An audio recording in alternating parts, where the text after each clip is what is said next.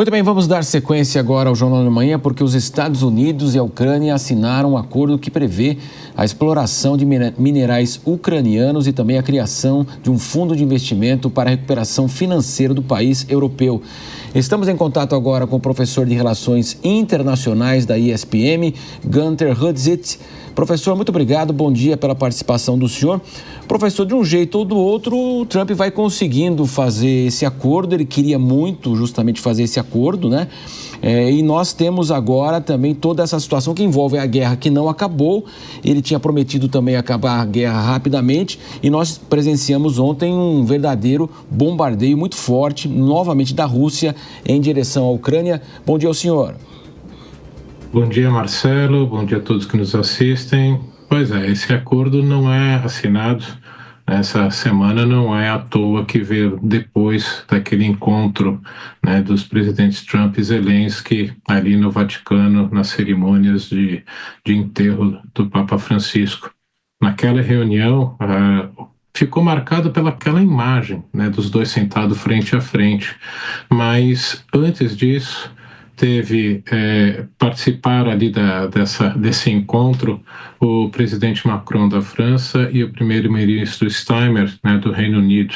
Esses dois foram importantíssimos nesse processo de reaproximação entre Trump e Zelensky, depois daquele bate-boca, que não tem outro jeito de falar, no Salão Oval, na Casa Branca, e principalmente conseguiram convencer Zelensky a mudar de postura. Então, ele aceitou esse acordo. Trump tem uma cabeça negocial, de negócios. Ele acha que ter acesso a esses minerais raros, principalmente os minérios raros ligados à indústria eletroeletrônica, baterias e da indústria de armamentos, é fundamental para os Estados Unidos. Então, ele aceitou isso porque colocaria, agora sim, o governo Putin, né, na situação de decidir se vai parar ou não a guerra. Então, agora que está começando a ficar claro para o presidente Trump que Putin não quer acabar essa guerra, é que ele começa a aceitar mudar sua postura. O grande problema para os Estados Unidos é que acesso a esses minerais não significa necessariamente acesso ao que é necessário e estratégico. Por quê? Retirar os minerais é relativamente fácil, né? Como as imagens mostram aí. Isso é feito já há mais de século nos Estados Unidos. O grande problema é o refino. Como o refino desse material é muito tóxico, muito agressivo ao meio ambiente, quem acabou concentrando as fábricas de refino desses materiais acabou sendo a China, que não tem preocupação nenhuma com o meio ambiente.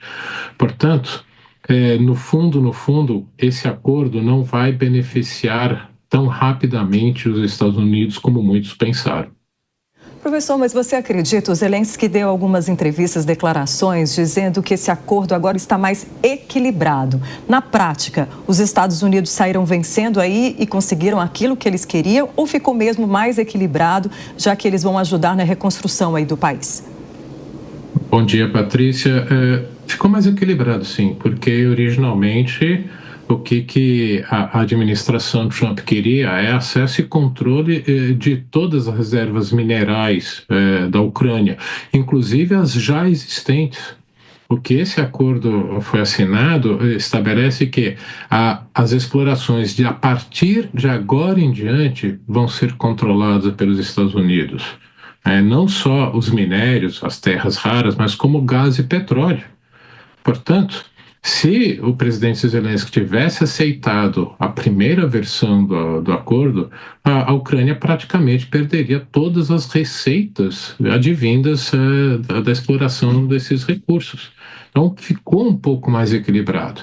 Com a presença, né, de empresas americanas, e isso sim também interessa ao governo Trump, né, o presidente, principalmente, como eu disse, com essa visão negocial, é que a reconstrução da Ucrânia agora vai estar aberta também e preferencialmente às empresas americanas, como foi no Iraque depois da invasão do Iraque em 2003, porque o que estava acontecendo é que preferencialmente estavam indo para as empresas europeias.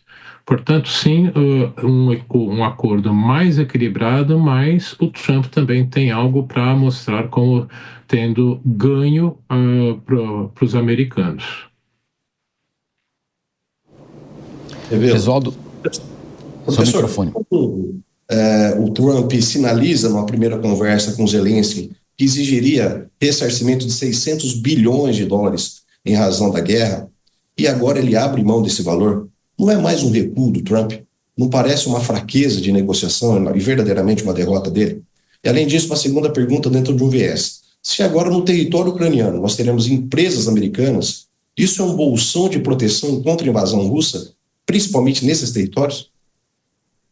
Bom, Josualdo, há duas formas de ver essa recuo. Muitos vão achar recuo, outros vão achar que foi técnica de negociação e que os gestos e as palavras superlativas do presidente Trump.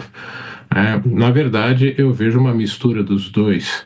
Ele tem essa mania de colocar sempre números muito superlativos quando favorece a ele e acabou tendo que recuar sim porque, como eu disse, está devagar, mas está aprendendo que o governo russo não quer paz como o Trump sonhou que teria e teria rapidamente nos termos que ele queria. Portanto, foi um recuo também, sim. Presença de empresa americana na Ucrânia, muitos consideram que seria já essa garantia de segurança americana, mas não necessariamente, porque a primeira coisa que faria os americanos numa futura possível invasão russa seria a retirada dos funcionários americanos, e que não seria em grande quantidade. Acredito que a maior parte dos funcionários em todos esses empreendimentos serão os próprios ucranianos. E o presidente Trump deixou bem claro que não vai se comprometer a dar segurança para a Ucrânia. Então, para os ucranianos, que era o que o presidente Zelensky queria, significaria segurança, uma garantia de segurança dos Estados Unidos, mas isso não veio. O Martinho Lutero, o professor, dizia que a paz, se possível, a verdade a qualquer custo, mostrando que a humanidade convive melhor com a guerra do que exatamente com a verdade, né? E neste caso aí, a guerra mudou o mundo. Durante esse tempo, ficaram lições? Como é que o senhor interpreta aí o que mudou o mundo, que eu nem chamo de guerra, né? Essa invasão da Rússia na Ucrânia?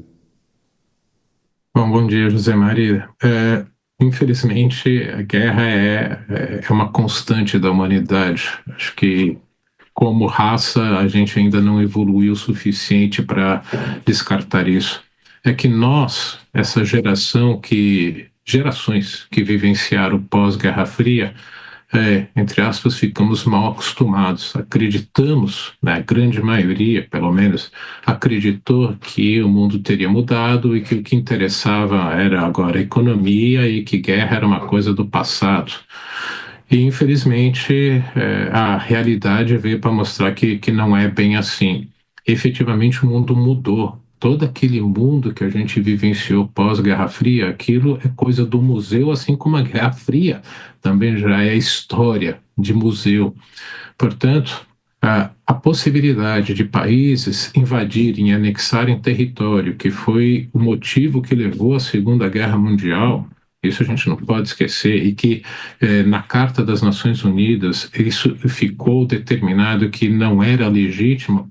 Desde 2014 esse mundo acabou. A gente não pode esquecer que a anexação da Crimeia veio em 2014, não agora em 2022.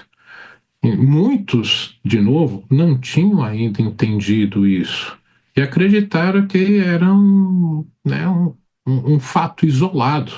Mas, na verdade, 2014 foi somente um teste do presidente Putin para ver qual seria a reação ocidental, e que foi pífia. Foi aí que ele teve certeza que poderia fazer o restante do serviço.